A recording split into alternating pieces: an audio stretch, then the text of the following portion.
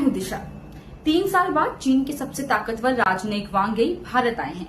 प्रधानमंत्री नरेंद्र मोदी भी महीने के अंत में चीन जाने वाले हैं, वो भी 2018 के बाद पहली बार। सवाल ये है कि क्या ये भारत चीन संबंधों में नए दौर की शुरुआत है या फिर एक मजबूरी। भारत की विदेश नीति आखिरकार आज किस मोड़ पर खड़ी है, तो चलिए बात करते हैं 2018 की, जब रिश्ते अपेक्षाकृत स्थिर थे। मोदी और शी जिनपिंग के बीच वुहान और महाबलीपुरम जैसे अनौपचारिक शिखर सम्मेलन हुए। 2020 की बात की जाए तो लद्दाख की गलवान घाटी में हिंसक झड़प, दोनों देशों के 20 से ज्यादा सैनिक मारे गए। इसके बाद रिश्तों में गहरी दरार आ गई। भारत ने चीन पर कई तरह की पाबंदियां लगाई, ऐप बैन, निवेश पर रोक, 5G नेटवर्क से बाहर करना इत्यादि। लेकिन व्यापार के मामले में चीन अभी भी भारत का सबसे बड़ा सप्लायर बना रहा, खासकर इलेक्ट्रॉनिक, स्मार्टफोन और इंडस्ट्रियल पार्ट्स में। वांग यी की भारत यात्रा, जो कि अगस्त 2025 में है, ये 3 साल बाद भारत आए हैं। आए तो स्पेशल रिप्रेजेंटेटिव के तौर पर सीमा विवाद की बातचीत करने थे।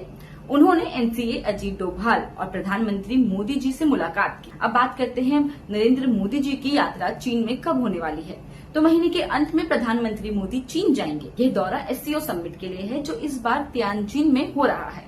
यह उनकी 2018 के बाद पहली चीन यात्रा होगी। ये सब ऐसे वक्त में हो रहा है जो पूर्वी लद्दाख में पूरी तरह स्थिति सामान्य नहीं। कई पेट्रोलिंग पॉइंट्स तक भारतीय सैनिकों की पहुंच सीमित रही है।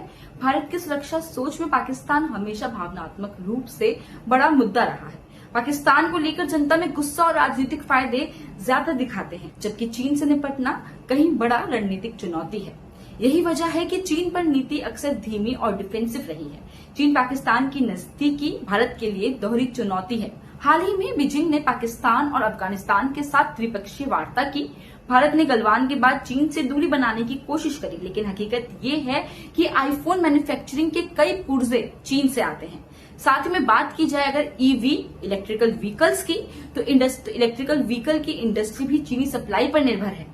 भारत चीन से आर्थिक राहत चाहता है, सप्लाई चेन आसान करना, साथ ही में फ्लाइट्स बढ़ाना, ट्रेड बैरियर कम करना। लेकिन चीन को इससे राजनीतिक फायदा कम और रणनीतिक खतरा कम नजर आता है। डोनाल्ड ट्रंप की अमेरिका वापसी के बाद भारत अमेरिका रिश्तों में खटास बढ़ी है।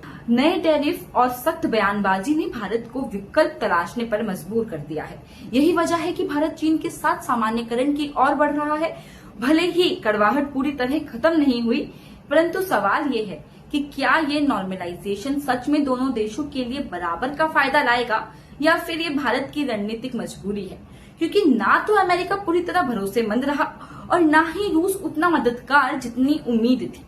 चीन के लिए भी भारत जरूरी है, एक बड़ा बाजार और एशिया में स्थिरता की कुंजी। देखा जाए तो भारत चीन रिश्ते आज एक क्रॉस रोड्स पर खड़े हैं। गलवान के बाद बने तनाव को पीछे छोड़ने की कोशिश तो हो ही रही है, लेकिन जमीन पर भरोसा अभी दूर है। आने वाले महीनों में PM मोदी की चीन यात्रा और दोनों देशों की बातचीत ये तय करेगी कि क्या ये रिश्ते मजबूरी से आगे बढ़कर रणनीतिक सहयोग में बदल सकता है, या फिर ये सिर्फ एक अस्थायी ठहराव है, जिसके बाद टकराव की कहानी फिर शुरू हो सकती है। आज के लिए इतना ही। ऐसी ही और खबरों के लिए देखते रहिए GMT गाइड मेमो टॉक। धन्यवाद।